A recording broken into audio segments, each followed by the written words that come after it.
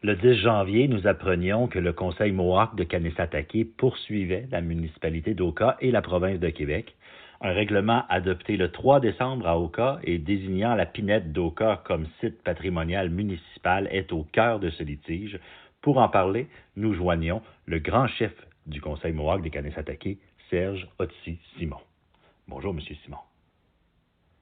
Ça va bien? Ben oui, bonne année. C'est la première fois qu'on se parle. Oui, bonne année à vous.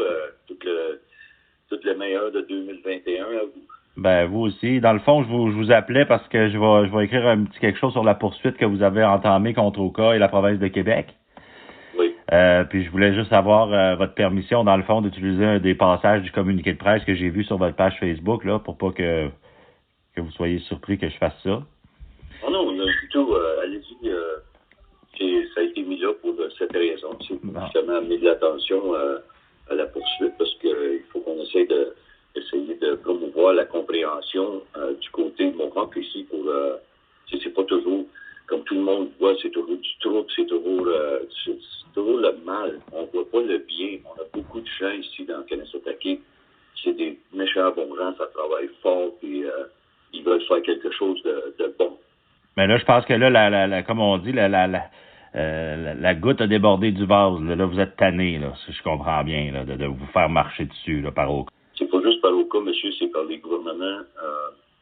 C'est comme là, ça fait plus de 300 ans. On avait été promis ces terres. La seigneurie n'appartenait pas aux Sulpiciens. C'est ça qui est la mécompréhension ici. Que les Sulpiciens avaient un titre, mais un titre avec des obligations, des conditions. Mais l'équitabilité de la terre était investie dans les Indiens, dans les Autochtones. Et puis, comme fiduciaire, le fiduciaire, lui, ne peut pas s'enrichir avec les bénéfices du bénéficiaire de la fiducie. C'est ça que les Sulpiciens ont fait.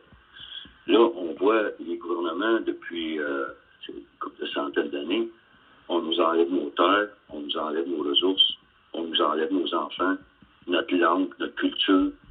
Là, ils veulent enlever notre patrimoine. Là, notre identité est à risque. On nous enlève tout ce qui nous a fait, tout ce qui compose un Mohawk. On nous a enlevé, on tente de tout nous enlever. Voyons donc, si les Anglais auraient fait ça aux Québécois, il n'y aurait pas eu une guerre civile pour longtemps. Oui, c'est de l'arrogance. C'est honteux de la façon que le Québec opère avec les Premières Nations. Vous regardez juste le ministère du patrimoine du Québec. OK, ça c'est juste comme comment est-ce que vous appelez ça, la doctrine de la découverte. Ouais. OK, c'est juste la doctrine de la découverte qui est diluée. C'est toujours, même les ossements de nos ancêtres sont même pas protégés, sont considérés comme le patrimoine du Québec. On peut même pas réclamer que c'est notre patrimoine parce que le Québec réclame toujours sous le sien. La langue, c'est pareil. La langue Mohawk, monsieur Asselin, il faut comprendre que dans les 1700, la deuxième langue de commerce à Montréal était le Mohawk. Ouais. J'ai vu les documents. Alors, vous êtes tout en train de perdre ça, là, si vous faites rien, là. Mais c'est pas juste nous. Vous perdez aussi une partie de votre histoire. Ouais. Nous autres, on est comme une preuve de l'historique de la province vivant, qui respire, qui vit. Puis on est ignoré constamment, comme si on n'avait pas d'importance. J'ai parlé avec le maire Pascal Quevillon hier et il semble plutôt dire de son côté qu'en adoptant ce règlement-là, il protège la pinède. Vous en pensez quoi? Vous savez que nous, on avait déjà l'idée de protéger la pinède avec M. Golin 1 an et demi avant que M. Quevillon allume. En juillet 2019, hein? Ouais. Oui, il arrive, puis il vole notre idée. Parce que, comme il a dit à M. Golin, il ne faut pas que vous cédiez ces terres-là au Mohawk, voyons donc. Parce que M. Golin a plusieurs terres, il n'y a pas juste la pinède, là. Ouais. Puis, si on va répatrier ces terres-là qui nous avaient été promis sous traité, commencer à répatrier des terres à notre communauté pour des buts économiques, sociaux, que M. Quevillon, lui, il l'a dit carrément. Il dit, on va être enclavé par les Mohawks. OK? C'est une mentalité raciste parce que il n'y a pas de problème quand c'est les Mohawks qui sont enclavés. Mais là, c'est intolérable, c'est le sens contraire. Puis tout ce que j'ai voulu promouvoir depuis mes années, M. Asselin, c'était le développement commun. Même si on repatrie nos terres, moi j'amène l'enjeu à ma communauté. Pourquoi pas inviter OCA à être un partenaire dans le développement. Nous, on a accès à des fonds, on a accès à des partenaires très importants où on peut travailler en collaboration, malgré que M. le maire perdrait des taxes municipales, sa municipalité ferait beaucoup plus d'argent en développement économique avec nous s'il était partenaire. Il ferait plus d'argent avec nous qu'il ferait avec les taxes. Présentement, si je vous comprends bien, vous faites plutôt face à un opposant qu'à un partenaire. Oui, c'est ce qu'on dit toujours, la maudite discrimination, le racisme systémique qui existe toujours dans la province. C'est bien mal fondé. Ouais. Les Autochtones, on refuse de reconnaître qu'ils ont un droit par la Constitution canadienne, par les lois internationales. Et écoutez, par toutes les normes qui feraient une société juste. Les Mohawks ici, on n'essaye pas de déplacer personne comme ils nous ont fait. On ne sera pas aussi cruel que vous. On essaie de travailler ensemble pour avoir la paix mutuelle à long terme. Équitabilité aussi. Mais le maire refuse de voir la possibilité parce qu'il n'y a aucune vision. C'est ça qui m'enrage le plus. Parce qu'il n'y a pas de l'air d'avoir une idée centrale. C'est une idée qui est complètement basée dans le passé, que les Mohawks qui n'ont rien ici, c'est les Sulpiciens.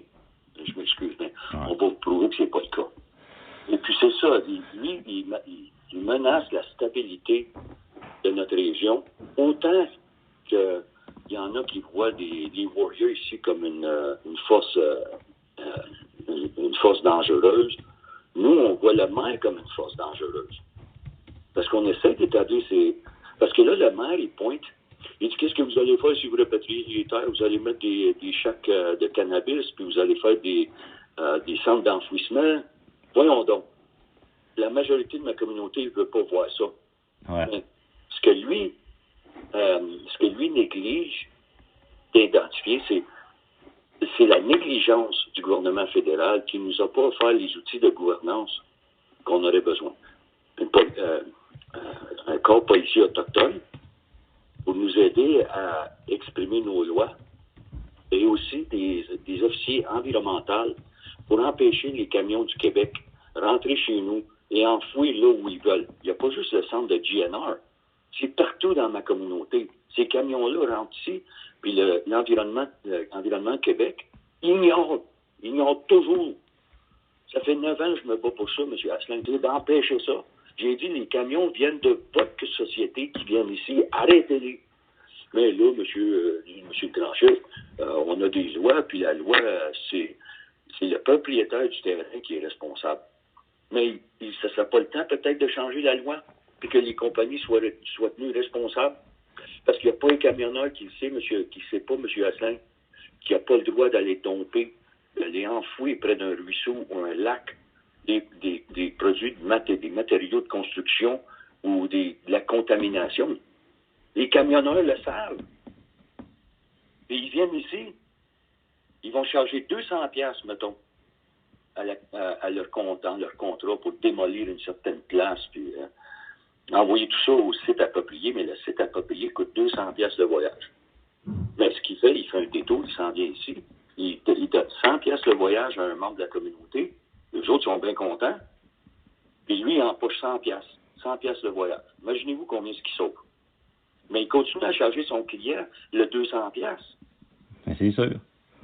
Ben, encore, qui va être responsable? J'ai demandé au maire d'Oka, il y a 9 ans, quand lui a rentré comme maire, depuis 2012, voyons, faites des réglementations municipales pour empêcher les camions, réduisez le montant de tonnes qui peut passer dans la municipalité. Puis là, on aura peut-être, tu sais, ça va être moins rentable pour les compagnies. Mais non, on ne peut pas faire ça. Voyons donc. Là, vous entrevoyez quoi comme avenir, là? Là, premièrement, on veut essayer d'aller chercher la protection de la Cour supérieure pour l'action de M. le maire, parce que la façon qu'il a implémenté cette résolution-là, premièrement, la consultation. M. le maire avait faussement expliqué que, vu que Kanesatake est dans son territoire, l'audace de ça, que la consultation qui a eu lieu était légale, qu'il avait invité les Mohawks. Non, la Cour suprême l'avait bien dit qu'il faut avoir des consultations avec les Autochtones et qu'elles soient bien fondées, qu'elles soient justes et qu'elles soient honnêtes avec eux. Puis là, il y a des accommodations. Mais dans ce cas ici, l'accommodation, il n'y en aura pas d'accommodation.